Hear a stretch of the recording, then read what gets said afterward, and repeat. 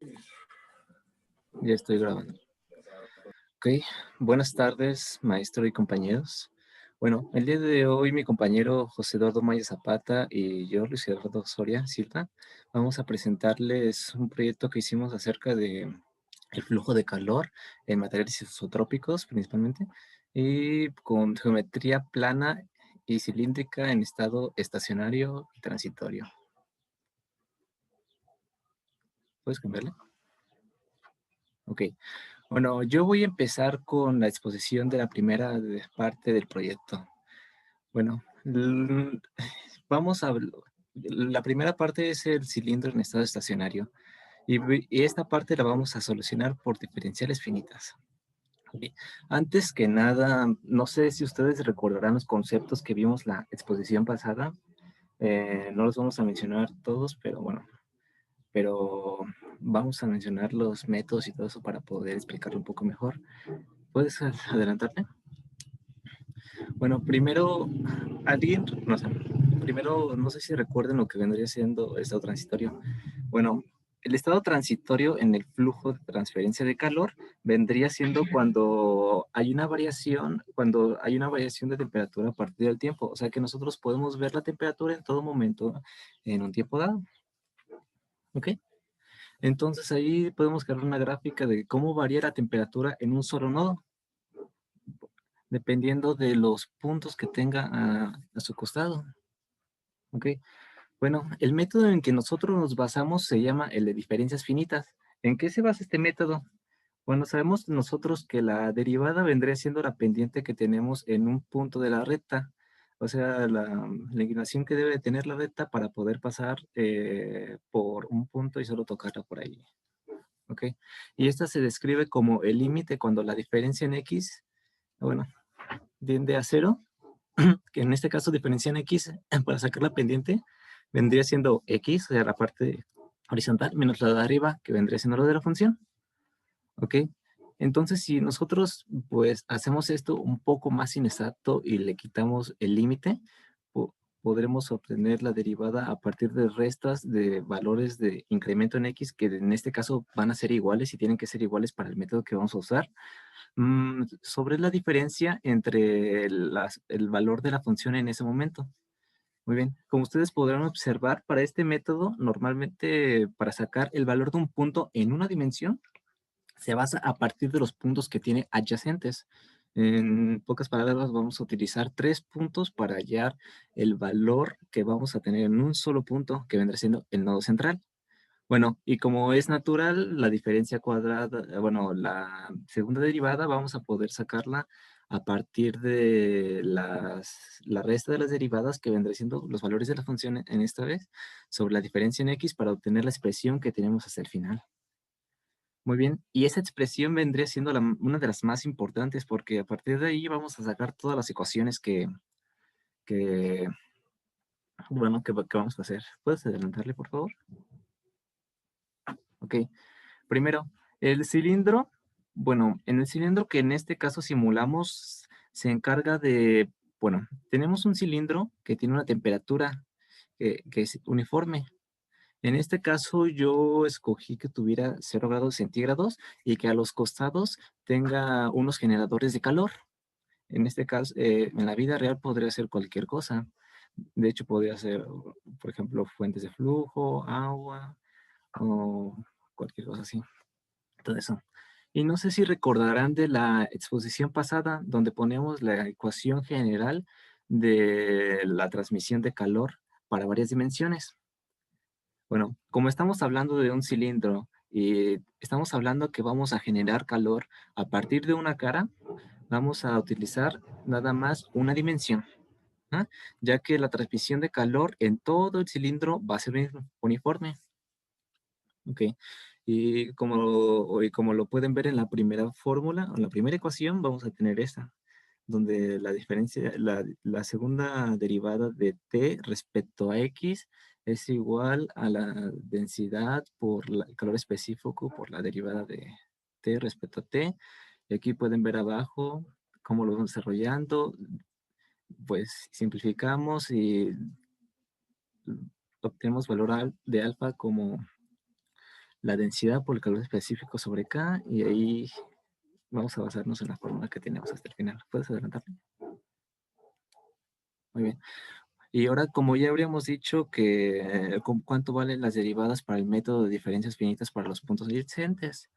Ok, entonces lo único que tenemos que hacer para seguir desarrollando y encontrar la fórmula para un solo nodo, podemos sustituir los valores de las segundas derivadas y los valores de la primera derivada respecto a su punto correspondiente en tal. Y por ejemplo, aquí obtenemos la tercera expresión que podemos ver. Y al momento de sustituir y sacar básicamente el t sobre t más la diferencia de t, porque es lo que nosotros necesitamos para sacar el incremento, bueno, la temperatura en un nodo debido al tiempo en que va. Sí, porque los demás, si se dan cuenta, es la temperatura respecto a la distancia. Entonces, lo único que tenemos que hacer es despejar esa fórmula y nos dan las que tenemos hasta el final. Y esa fórmula es la que vamos a utilizar para sacar los nodos dependiendo de, de- dependiendo de la posición en donde nos encontremos. De hecho, aquí quiero hacer una observación. Para estos problemas, nosotros utilizamos valores de lambda, alfa y todo eso. Y en ocasiones tenemos que hacerlos, pero no podemos usar la cantidad de nodos que nosotros queramos, porque ya pasando a ciertos nodos se ve cierta inexactitud, que ahorita vamos a ver cuál es la relación matemática. Muy bien, ¿puedes adelantarle? Muy bien.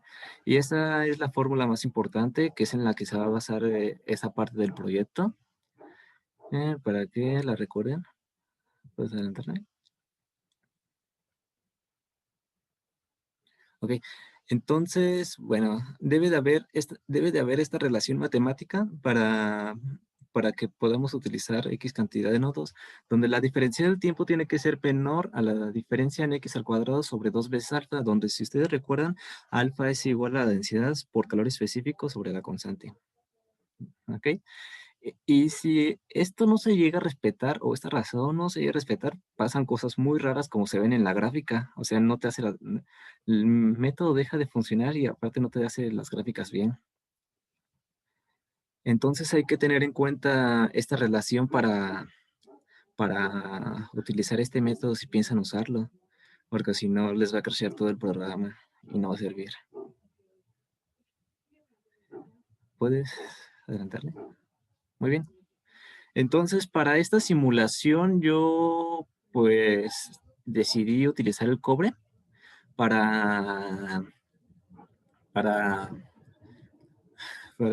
bueno, decidí utilizar el cobre y ahí están sus valores. Recuerden que alfa y lambda se saca a partir de esas constantes. ¿Puedes adelantarle? ¿Ve? Y allí está mi programación.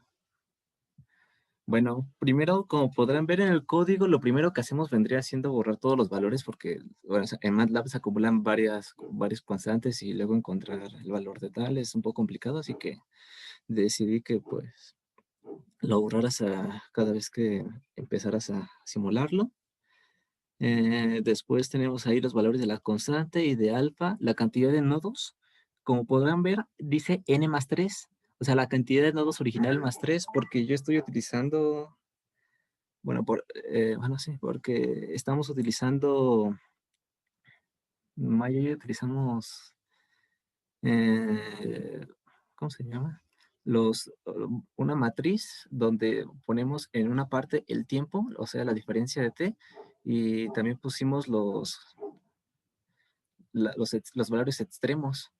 Entonces los nodos que se encuentran en medio son los que se van a encargar de dividir el cilindro. Y abajo pueden ver las longitudes de la barra, o sea, las propiedades de la barra. O sea que la longitud de toda la barra, en este caso va a ser de una barra de unos 20 centímetros de distancia.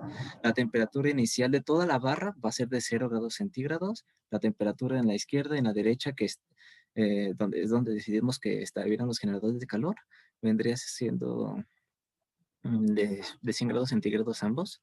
Y el tiempo, pues, decidimos simularlo desde cero, como podrán ver, de cero hasta 200 segundos. ¿Puedes adelantarle, por favor? Ok. Entonces aquí, pues, vamos a poner las diferenciales. La diferencial de t básicamente nos va a decir cuánto queremos que varíe en el tiempo. La diferencial de nx varía mucho de la longitud y la cantidad de nodos que nosotros debamos de tener. Es decir, es la longitud total sobre la cantidad de nodos que pusimos. O sea, esa cantidad de nodos son los valores que va a tener la matriz y le restamos 3 para que, para que tenga, a ver que estuviera bien. Y sacamos los valores de lambda, que lambda básicamente va a ser la razón, por así decirlo, que nos va a explicar como cuánto, bueno, lambda es como la función que utilizamos es como la constante que nos da razón para poder hacer las variaciones. O sea, si recuerdan que está multiplicando a una suma de temperaturas y esas temperaturas dependen de qué tan distantes están y el tiempo y todo eso. Entonces, lambda es como la que se encarga de que el método funcione en esa parte, aparte, ¿no? Entonces, aquí, como pueden ver, en la matriz de valores, pues pusimos que una de temperaturas, o sea, de ceros, donde vamos a guardar todos los valores. Y aquí, por ejemplo, decidimos que para el primer for va a ser que todos los valores que tengamos en el cilindro, pues nos va a establecer los ceros, en este caso, o las temperaturas que tenemos. La temperatura de la izquierda y la temperatura de la derecha y pues los tiempos. ¿Puedes adelantarlo? Ok. Y como pueden ver, el método de diferencias finitas lo podemos ver, lo observamos a partir de la línea número 42. Muy bien, en la línea número 42, pues eh, iniciamos con un valor de x que empieza a partir de 2. La razón por la que empiece a partir de 2 es porque la primera fila, o sea, la columna, la apartamos para el tiempo. O sea, vamos a tener una matriz donde en la primera columna va a estar el tiempo y en las columnas que están consecuentes a ellas vamos a tener los valores de las temperaturas. Ajá, ok. Entonces eso nos marca eso. Y para los otros valores, pues básicamente pueden observar el método de diferencias finitas, o sea, donde tenemos que la temperatura en un nodo va a ser igual a la temperatura en el nodo que estaba arriba de ese, más lambda, más la temperatura que estaba a los costados de ese nodo. Como pueden ver, aquí tenemos lo que tenemos arriba de la segunda derivada, que vendría siendo el punto inicial menos 2 veces el punto central, más el punto que tenemos al lado de ese. Y resolviendo este sistema para todos los nodos y variando dependiendo del tiempo, pues vamos a tener la gráfica del sistema que ahorita se las voy a enseñar. Y abajo tenemos ahí pues un for para mostrar las gráficas, para que graficara cada punto. Y, pues, y hasta el final pueden ver la línea número 59, que es un agregado que decidimos poner, porque nosotros en MATLAB vamos a poder ver en todo momento cómo varía la temperatura, qué temperatura tiene, por así decirlo, a partir de colores y de forma más gráfica para que veamos cómo funciona este fenómeno. ¿Ok? Entonces aquí lo que va a hacer esta matriz es transformar esta matriz que la tenemos en segunda dimensión a una matriz que en tercera dimensión. En pocas palabras, el cilindro normalmente, como ya es un mecanismo de transmisión en lineal, o sea, vamos a tener una temperatura uniforme en estos puntos debido a las condiciones iniciales que nosotros pusimos. Vamos a transformarlo a una condición un poco, ¿cómo se dice? En segunda dimensión para que se pueda ver en una imagen. Entonces, los valores va a ser que se repitan eh, en, en las filas. ¿Puedes adelantarle? Y como pueden ver, el otro ciclo de force que tenemos es para adaptar eso. Y la formación de la imagen, la programación la pueden ver acá abajo, que va a ser la que nos va a permitir ver la imagen animada. ¿Puedes adelantarle? Bueno, aquí les pongo una- unas capturas acerca de cómo se ve esto. Ahorita voy a hacer la simulación para que lo vean. Y puedes poner otra. Y aquí pueden ver una gráfica acerca de cómo se ve la variación de la temperatura en un nodo dado. Ahora agradecería si dejaran de compartir para que pueda mostrar mi simulación.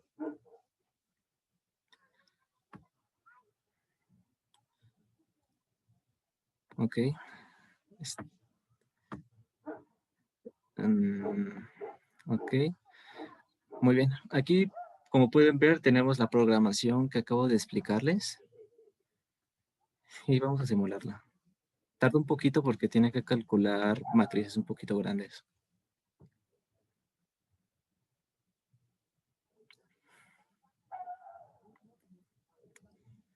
Muy bien. Y aquí podemos ver cómo varía la temperatura y cómo se mueven esos extremos. Bueno, cabe aclarar que, que cada vez que ven que como que se trae un poquito y vuelve a cargar, es porque va actualizando los parámetros de color. Pero si se dan cuenta, ahorita está en 89, pero si lo volviéramos a simular, empezaría a partir de cero.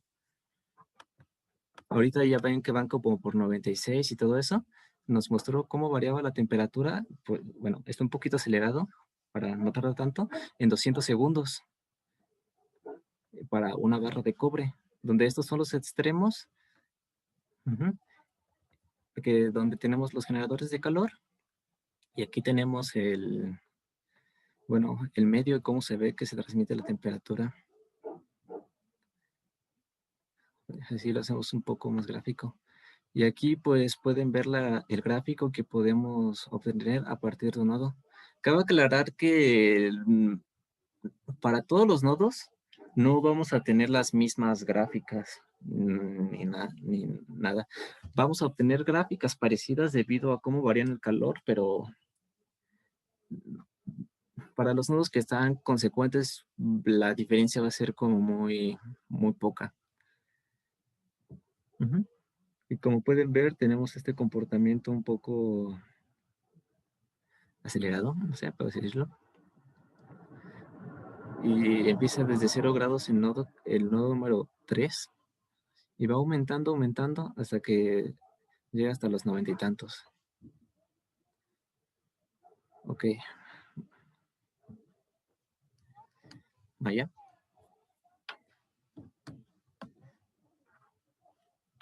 Ok, muy bien.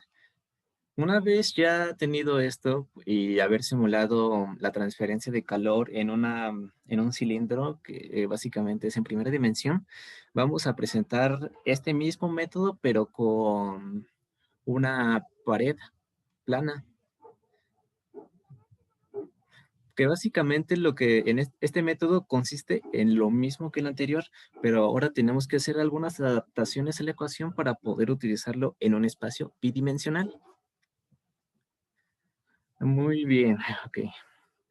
Para este método, pues básicamente tenemos que crear una malla de nodos de igual distancia en la diferencia en X como en la diferencia de Y. Van a ser nodos cuadrados.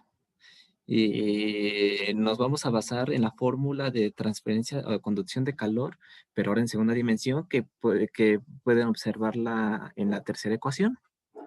Ahora, en vez de utilizar la variación en X, también tomamos la variación en Y, o sea, la segunda derivada.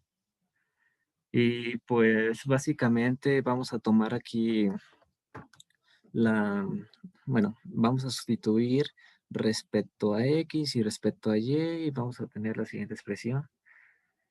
Sí, como pueden ver, la primera sumatoria, bueno, la primera suma, la primera fracción, ujú, contempla la variación en Y, la segunda fracción contempla la variación en X y la tercera fracción contempla la variación en el tiempo. Muy bien. Para este vamos a utilizar un poco más de nodos. Vamos a utilizar prácticamente el doble. El nodo que tiene arriba, abajo, a la izquierda y a la derecha. Y puedes adelantarle. Y bueno, al momento de desarrollar toda la, toda la expresión, o sea, vamos a llegar a la primera ecuación, que si se dan cuenta vendría siendo igualita a la ecuación que teníamos en la unidimensional.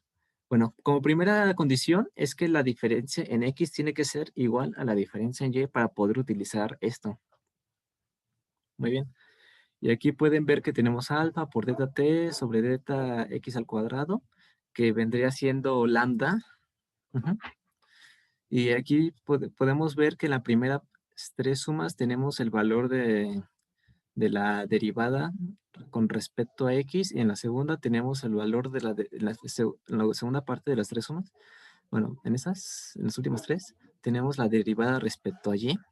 Entonces nos encargamos de desarrollar esto mejor y llegamos a la expresión que tenemos en la segunda ecuación. Aquí pues factorizamos lo de tx y ty, básicamente pues da igual, pero esto va a poder hacer que facilitar un poquito los cálculos. Y la segunda ecuación se basa principalmente en los nodos centrales. Ahora vamos a utilizar un poquito más de cosas y vamos a poner el calor de ambiente y vamos a poner los generadores de la fuente de calor. ¿Ok?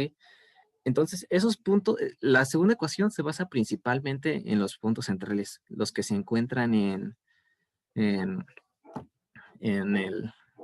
adentro de la placa, que recordemos que está uniformemente con su temperatura. ¿Ok? Muy bien. Entonces, esos son los que se encuentran en el centro, sin tomar los nodos que se encuentran en las orillas. Ok.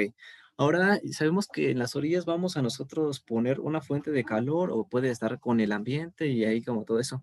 Entonces, así que de cierta forma para ellos vamos a crear unos nodos imaginarios que se va a extender un nodo hacia el exterior.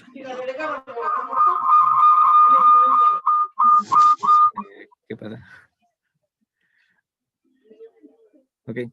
Pues básicamente vamos a poner un nodo al exterior. Entonces la ecuación no va a variar mucho, nada más que en este caso, dependiendo de la fuente, dependiendo del ambiente, dependiendo de todo eso, vamos a tener que, pues, poner el, un valor, o dos valores de esos nodos, pues, hacia eso. Y como pueden ver las variaciones que tenemos de la ecuación de arriba con la tercera ecuación, podemos ver al final del primer corchete que tenemos un TDA, que en este tiempo va a ser el calor que nosotros hemos generado con la fuente por su constante de esto, donde H vendría siendo como es una constante que nos sirve para ver qué tan fácil transmite el calor dependiendo del medio y todo eso. Todos estos valores los puedes encontrar en una tablita y todo eso. Ok. Y pues la ecuación varía aquí, como pueden ver. Y tenemos esto. Tomando los nodos laterales, pues básicamente lo que tenemos que hacer vendría siendo sustituir y eso.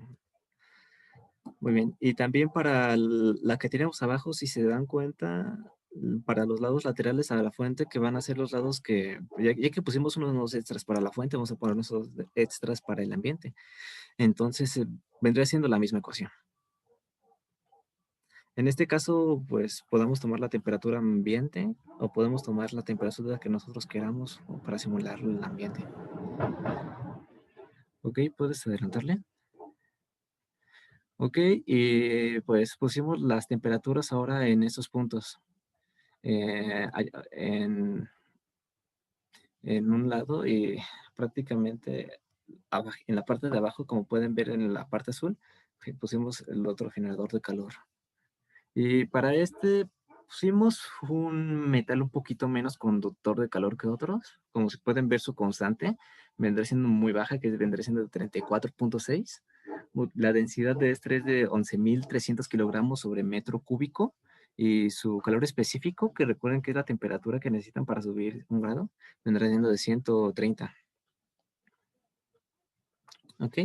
Y para este, pues básicamente hicimos una programación muy parecida a la pasada, Pero pues ahora tomamos en condiciones lo de la fuente, tomamos en condiciones lo del ambiente y vamos a tener la siguiente programación.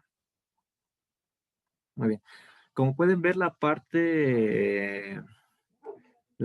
primera parte vendría siendo igual a las demás, o sea, todas las variables vendrían siendo la misma. O sea, la longitud que tenemos ahí de la placa, los valores del material, el valor del ambiente, el valor de la temperatura generada, la diferencia en X y lambda, que recuerden que es una función que que nos va a permitir sacar una razón por la cual las variaciones de la temperatura en tal punto entre dos nodos centrales, en este caso va a ser entre cuatro, debe de aplicarse.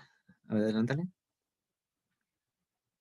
Muy bien, aquí tenemos las dimensiones, o tomamos un cuadrado en X y en Y. La cantidad de elementos o la de nodos que tenemos vendría siendo pues el producto de ellos.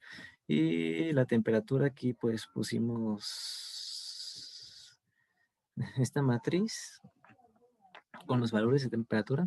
Los dos puntos significa que va a llegar hasta que llegue el otro.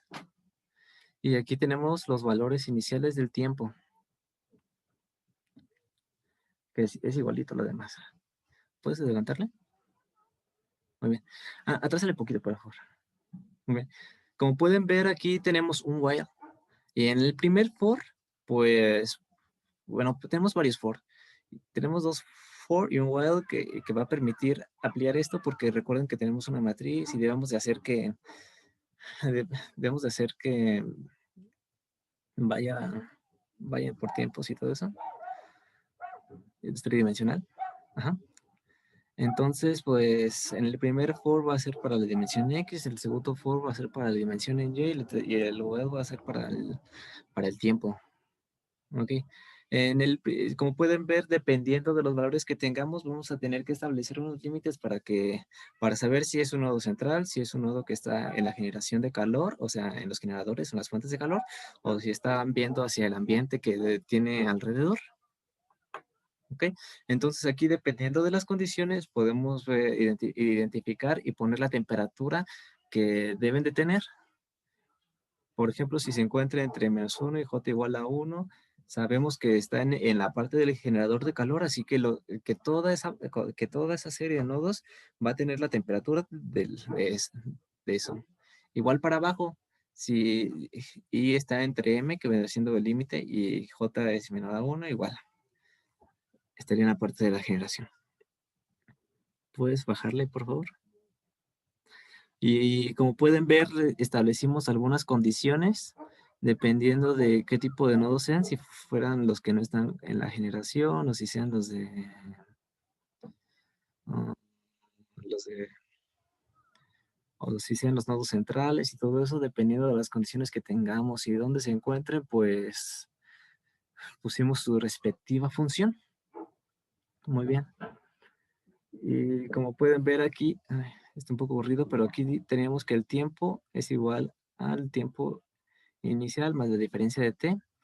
Y aquí, hasta allí llega el método de diferencias finitas que utilizamos para esta parte de la exposición. Muy bien, abajo tenemos los mismos valores de la gráfica porque prácticamente las gráficas son iguales, ¿no? Por así decirlo. Y puedes bajarle abajo. Y los valores para hacer la animación que vimos en la vez pasada es lo mismo. Nada más que en esta vez sí ya tenemos una matriz, bueno, tenemos una matriz triple, por así decirlo, en tercera dimensión y la otra tuvimos una segunda dimensión y por eso tuvimos que utilizar un ciclo for para adaptarla. Aquí no tenemos problema. Y adelántale. Aquí pueden ver cómo se ve la transmisión del calor. Ahorita vamos a observarlo mejor. Adelántale. Y aquí pueden ver una gráfica que vendrá siendo muy parecida. Ok, puedes dejar de compartir para... Ok, vamos a continuar. Ah, ok. Como pueden ver, aquí está la programación. Pueden asegurarse qué es. Tal, tal. y vamos a ejecutarla. Va a tardar un poquito también.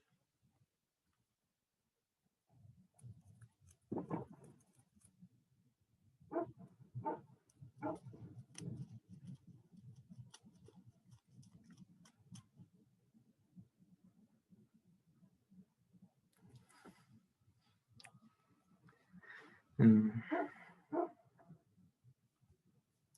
Bueno, aquí podemos ver cómo varía la temperatura. Y recordemos que el cobre es un material poco conductor, por lo cual esos cambios no se van a ver tan drásticos como eh, en el pasado, que era cobre.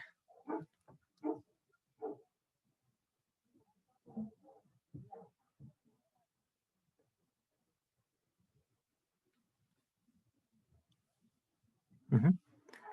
Sí, y como pueden ver la escala, todo el bloque estaba a 0 °C, como viene en la programación, y ahorita en la escala pueden ver que se encuentra entre 30 y todo eso. La variación, a diferencia de la otra, la diferencia es drástica debido al material que les expliqué, ya que la otra tenía como una constante de 300 y tantos y ahora tenemos una constante de 38, pues es claro que este va a tener que conducir más lento, aparte de tener una densidad mucho más grande y que vendría siendo el divisor para la función. Y entonces eso haría el valor aún más chiquito que el anterior. O sea, lambda pues va a ser infinitamente más pequeña, por lo tanto la transición de calor va a ser mucho menor. Muy bien. Y como pueden ver, aquí tenemos la gráfica en un nodo. Ujú. De cómo varía la temperatura. Ok.